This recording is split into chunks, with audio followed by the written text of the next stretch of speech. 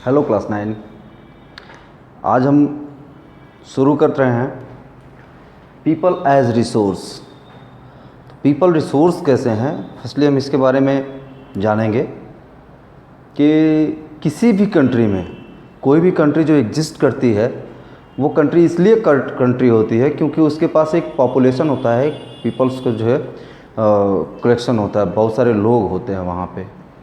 जो मतलब सबसे ज़्यादा ज़रूरी है, सबसे ज़्यादा इम्पोर्टेंट है वो ये है कि वहाँ ह्यूमन रिसोर्स का होना जो है वो बहुत ही ज़रूरी है। अब रिसोर्स क्या होता है इसके बारे में हम बात कर लें थोड़ा सा। तो रिसोर्स वो नेचुरल प्रोवाइडेशंस होते हैं, मतलब ऐसी नेचुरल वस्तुएं या चीज़ें होती हैं जिनको हम मॉडिफाई करके और यूज़ करते हैं, या कुछ चीज़ें जो है हम इट इज़ मतलब एज इट इज़, जैसे वो होती है वैसे ही हम उसको यूज़ करते हैं। तो इस तरीके की चीज़ें जो है वो रिसोर्स कहलाती हैं। इसी परिप्रेक्ष्य में आप देखोगे वो दिया हुआ है वर्किंग पीपल। तो वर्किंग पीपल क्या होता है? Working people actually the working people are the working human resource. वास्तव में अगर देखा जाए तो जो वर्किंग पीपल होते हैं, काम करने वाले कार्यकारी जो लोग होते हैं, वही ह्यूमन रिसोर्स होते हैं।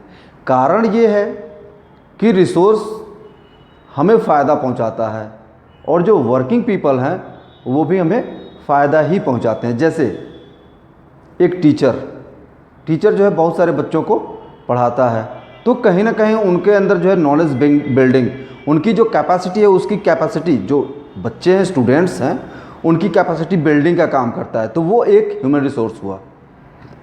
ऐसे ही एक डॉक्टर को भी आप देखो तो आदमी बीमार होता है, उसके पास जाता है और वो जो है उसका दवा वगैरह करके उसको सही कर देता है। तो कहीं ना कहीं वो भी वेलनेस का काम कर रहा है, कहीं ना कहीं एक जो है लोगों की हेल्थ को इम्प्रूव करने का काम कर रहा है। ऐसे ही जितने लीडर्स हैं, लीडर्स क्या करते हैं? लोगों की लाइफ को बेटर करने के लिए, सोशल इम्प्रूवमेंट के लिए, सोशल ग्रोथ के लिए, डेवलपमेंट के लिए पॉलिसी मेकिंग करते हैं और इसके लिए वो लोगों को कन्विंस करते हैं, लोगों को जो है परसुएट करते हैं वो कि किस तरीके से हमारी पॉलिसी जो है वो आपके लिए बेनिफिशरी हैं और इस बेनिफिट के लिए जो है वो काम करते हैं। और इससे ये होता है कि लोग फिर उनको वोट करते हैं और उनको जिताते हैं और वो फिर जो है असेंबलीज़ में जा कर के या पार्लियामेंट में जा कर के उनके लिए लॉ मेकिंग का काम करते हैं, जिससे कि वो नए नए बेटर लॉज बना पाएँ, जिससे कि लोगों को सुविधा हो, असुविधा ना हो। लोगों के साथ जो मतलब प्रॉब्लम्स हैं सोसाइटी में, वो सारी प्रॉब्लम्स सॉर्ट आउट हो जाएं, तो ये सारे काम करते हैं। ऐसे ही आप देखो तो एक जो मज़दूर है, स्किल्ड लेबर, ठीक है, तो स्किल्ड लेबर को आप हमेशा देखते हो कि उसको जो है मजदूरी ज़्यादा दी जाती है। जैसे आपके वहाँ घर बनाने के लिए अगर मेसन आता है, ठीक है, तो उसमें आप देखते हो कि कुछ लोग जो है वो गारा और ईंट और ये सारी जो चीज़ें होती हैं वो उसके पास से ढुलाई करके ले जाते हैं और वो जो है उसके पास साहुल और तमाम चीज़ें होती हैं जिसकी सहायता से वो आपकी बिल्डिंग बनाता है। तो कहीं ना कहीं वो जो है एक ह्यूमन रिसोर्स हो गया है, क्योंकि उसने उस स्किल को सीख लिया है। ऐसे ही बहुत सारे मैकेनिक्स हैं, इंजीनियर्स हैं, ठीक है। तो ऐसे लोग जो स्किल्ड हो जाते हैं वो एक बेटर ह्यूमन रिसोर्स हो जाते हैं, और जो स्किल्ड नहीं रहते हैं वो भी चूँकि उसके पास पावर है और समझने की शक्ति है, जो बातें उनको समझा दी जाती हैं वो काम करते रहते हैं। तो कहीं ना कहीं वो भी नॉन स्किल्ड हैं, लेकिन वो भी एक वर्किंग पीपल होने की वजह से एक ह्यूमन रिसोर्स हैं। यही है कि स्किल्ड जो पीपल होते हैं वो बेटर ह्यूमन रिसोर्स होते हैं। तो कोई भी कंट्री जो डेवलप करती है उसके डेवलपमेंट में सबसे बड़ा जो कंट्रीब्यूशन होता है, योगदान होता है, वो वहाँ के इन्हीं लोगों का होता है, जो वर्किंग पॉपुलेशन होते हैं, वर्किंग पीपल होते हैं, उनका होता है। अब इसके बाद से है ग्रॉस नेशनल प्रोडक्ट। यहाँ पे मैंने जीडीपी की बात नहीं कही। जैसे आप आए दिन जो है न्यूज़ में सुनते होंगे कि ग्रॉस डोमेस्टिक प्रोडक्ट्स, जीडीपी, हमारा जीडीपी जो है वो इतने लॉस में जा रहा है, इसका जो ग्रोथ रेट है वो डाउन हो रहा है, तो ये खबरें आप सुनते होंगे। लेकिन मैंने यहाँ पर जीएनपी की बात कही है। तो जीएनपी की बात क्यों कही है? ये ग्रॉस नेशनल प्रोडक्ट होता है और ग्रॉस नेशनल प्रोडक्ट में कंप्लीटली जो कंट्रीब्यूशन होता है वो उस कंट्री के जो सिटीजन्स होते हैं उन्हीं का होता है। जैसे अब आप कहोगे कि कैसे, तो इसको मैं समझा दूं आपको। जैसे इंडिया है, हमारा देश है इंडिया, और यहाँ पर बहुत सारी मल्टीनेशनल कंपनीज जो है वो काम कर रही हैं, एमएनसीज। तो जो एमएनसीज काम कर रहे हैं उसमें कहीं ना कहीं विदेश का रुपया लगा हुआ है, एफडीआई आया हुआ है, फॉरेन डायरेक्ट इन्वेस्टमेंट। तो जो एफडीआई आता है उससे क्या होता है कि विदेशी लोग हमारे वहाँ रुपया लगा देते हैं, और जैसे कोई व्यापारी आपके शहर में आकर के अपना व्यापार करता है, ठीक है, कहीं ना कहीं सुविधाएं तो वो आपके शहर में देता है, लेकिन जो उसका डिविडेंड होता है, जो उसका बेनिफिट होता है, एडवांटेजेस वो लेता है, तो वो डिविडेंड, ठीक है, इकोनॉमिक्स के लैंग्वेज में जो है डिविडेंड कहते हैं लाभांश को, ठीक है, तो वो अपना डिविडेंड जो है अपने शहर ले जाता है, अपने गांव ले जाता है। ऐसे ही फॉरेनर्स जो हमारे वहाँ इन्वेस्ट करते हैं, एफडीआई हो या एफआईआई हो, दो तरीके के इन्वेस्टमेंट होते हैं, आप आगे की क्लासेस में पढ़ोगे, तो वो जो है अपने वहाँ इन्वेस्ट करते हैं, लोगों को रोज़गार देते हैं, जो भी वस्तुएं हैं या सेवाएं हैं, गुड्स एंड सर्विसेज, तो उनका वो जो है प्रोडक्शन करते हैं। अगर सर्विसेज में जैसे मान लीजिए कि बैंकिंग सेवा हो गई, अमेजन है तो यूएसए का, लेकिन आपके वहाँ जो है सर्विसेज दे रहा है, वो होम डिलीवरी और तमाम चीज़ों की जो है बिक्री वो करता है। तो ये सारे काम, तो इस तरीके से जो है हम देखते हैं कि जो हमारी डोमेस्टिक प्रोडक्ट होती है, मतलब ग्रॉस डोमेस्टिक प्रोडक्ट, तो उसमें उन विदेशियों की आय भी निहित रहती है, उसमें इंक्लूडेड रहती है। लेकिन और जो हमारे वहाँ की एमएनसीज हैं, जैसे हमारे वहाँ टाटा, जगुआर, लैंड रोवर और ऐसे ही बहुत सारे, मतलब इन्होंने फैक्ट्रीज अपने दूसरे देशों में लगा रखी है। टाटा का लगभग 185 कंट्रीज़ में व्यवसाय चलता है। फिर आप बात करो रिलायंस की, तो रिलायंस का भी ऐसे ही है। फिर हम महिंद्रा एंड महिंद्रा की बात करें तो उनका भी ऐसे ही है। तो मतलब ये सब हमारे वहाँ की एमएनसीज हैं, और ये जो है विदेशों में पैसा कमाते हैं और वहाँ से लाभांश ले आते हैं, कहाँ पे, अपने वहाँ इंडिया में।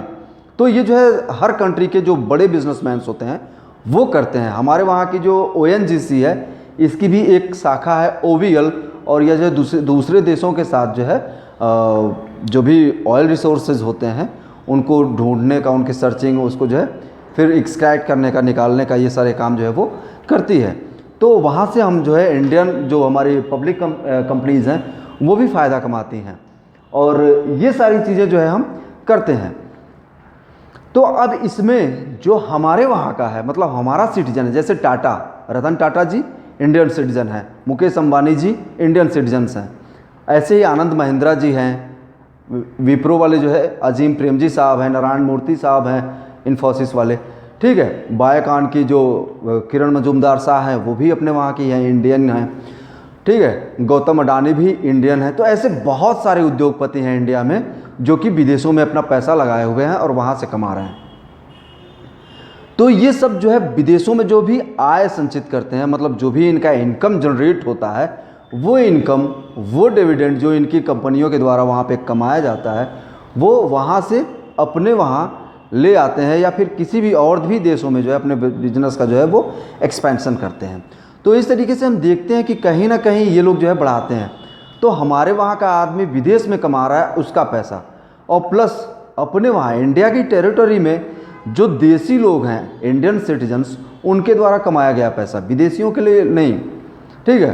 तो ये सब जोड़ करके वो होता है जीएनपी, कि नेशनल लोगों ने, इंडिया के सिटीजन्स ने जो कमाया है ऑल ओवर द वर्ल्ड, वो सब जो है इंक्लूड होता है जीएनपी में। लेकिन जीडीपी में क्या होता है, with in the territory of India the Indian citizens and the foreigners both collectively produce, ठीक है। तो ये दोनों लोग मिलकर के जो प्रोड्यूस करते हैं, ये जीडीपी होता है, ठीक है। जीडीपी की ग्रोथ के लिए आप देखोगे तो इन्वेस्टमेंट को प्रमोट किया जाता है गवर्नमेंट के द्वारा, ऐसी पॉलिसीज़ बनाई जाती हैं, ठीक है। तो ये जीएनपी है, और ये जो है जो ह्यूमन रिसोर्स होता है आपका देसी, ठीक है, जो देश के सिटीजन्स हैं, नेशनल सिटीजन्स हैं, उनके द्वारा जो है ये क्रिएट किया जाता है, इसको बनाया जाता है, ये चीज़ें वो करते हैं। उनका जो डिविडेंड होता है, उनका जो ओवरऑल प्रोडक्शन होता है, ठीक है, और उसका फाइनल वैल्यू जो है वो जीएनपी होता है। इसके बाद से ह्यूमन कैपिटल फॉर्मेशन। तो ह्यूमन कैपिटल के बारे में अभी मैंने बताया कि ह्यूमन कैपिटल एक ऐसा कैपिटल है जो किसी भी देश को बेस्ट करने में, एकदम डेवलपमेंट के टॉप पे ले जाने में सबसे क्रूशियल रोल प्ले करता है, सबसे ज़्यादा महत्वपूर्ण भूमिका निभाता है। तो अब इसमें हम देखते हैं कि ह्यूमन कैपिटल में आएगा कौन। अभी जब मैंने बात की थी वर्किंग पीपल की, तो उसमें एक एज ग्रुप है, और यह एज ग्रुप जो है, जो हमारा वर्ल्ड बैंक है उसके द्वारा निर्धारित किया गया है 15 साल से लेकर के और 64 ईयर्स तक, ठीक है। और इंडिया में ये जो है 15 ईयर टू 59 ईयर्स, मतलब 60 ईयर्स का जब आदमी हो जाता है तो उसको गवर्नमेंट रिटायर कर देती है काम से। तो ये लोग जो है वो वर्किंग पॉपुलेशन होते हैं, वर्किंग पीपल होते हैं, ठीक है। तो ये जो ह्यूमन कैपिटल है, इसको फॉर्म करने में, इसको बनाने में, इसको बिल्डअप करने में जो है क्या क्या चीज़ें होती, तो इसको बिल्डअप करने में, इसको बनाने में कुछ इन्वेस्टमेंट होता है। और ये इन्वेस्टमेंट किस पे होता है? ये होता है फूड पे। आप हेल्दी होगे कैसे? आपको जब अच्छा फूड मिलेगा, अच्छा फूड मिलेगा तो इट मीन्स कि मतलब आपको जो कैलोरीज हैं कि शहरों में 2100 कैलोरी पर डे कम से कम मिलना ही चाहिए, और जो गांव है, गांव में 2400 कैलोरी, मतलब 2100 calories in cities urban areas and 2400 calories in rural और कंट्री साइड एरियाज। तो ये जो है प्रोवाइड होना चाहिए, ये सिक्योर किया जाना चाहिए। और इसके लिए जो है गवर्नमेंट ने नफ्सा, नेशनल फूड सिक्योरिटी एक्ट, ये लागू किया हुआ है, और इसके अंडर जो है नियर अबाउट 67% जो है पॉपुलेशन वो कवर होती है इंडिया की। दूसरी चीज़ कि आपने खा पी लिया, आपकी हेल्थ अच्छी हो रही है, हृष्ट-पुष्ट हो रहे हैं, अब आपको चाहिए बेटर एजुकेशन।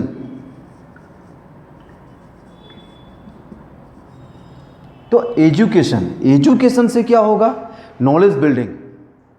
आप जब तक नॉलेजफुल नहीं होंगे, आपके पास क्षमता नहीं होगी कि आप कुछ इनोवेशन कर पाएँ। इनोवेशन क्या होता है कि ये होता है नवाचार, मतलब कि आप कुछ नया कर पाएँ, कुछ नए तरीके का कर पाएँ, कुछ नए तरीके से कर पाएँ। तो ये चीज़ें आप एजुकेशन से, जब आपका नॉलेज बढ़ता है, आपका ज्ञान बढ़ता है, तो आप तर्क कर पाते हैं, ठीक है। और ये रैशनैलिटी, जो ये तर्क होता है,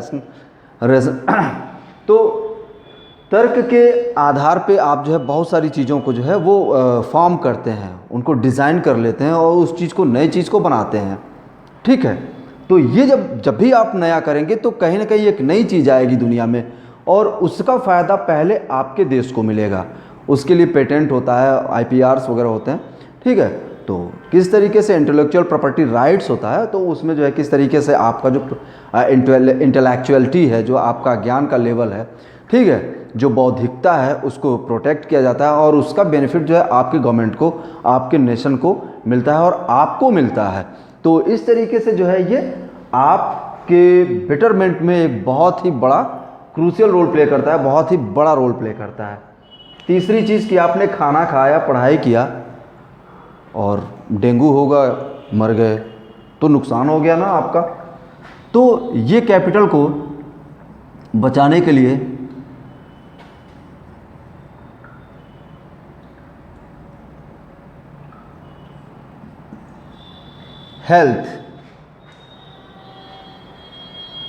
हेल्थ भी जो है वो बहुत ज़्यादा ज़रूरी है, और हेल्थ फैसिलिटीज़ भी गवर्नमेंट प्रोवाइड करती है।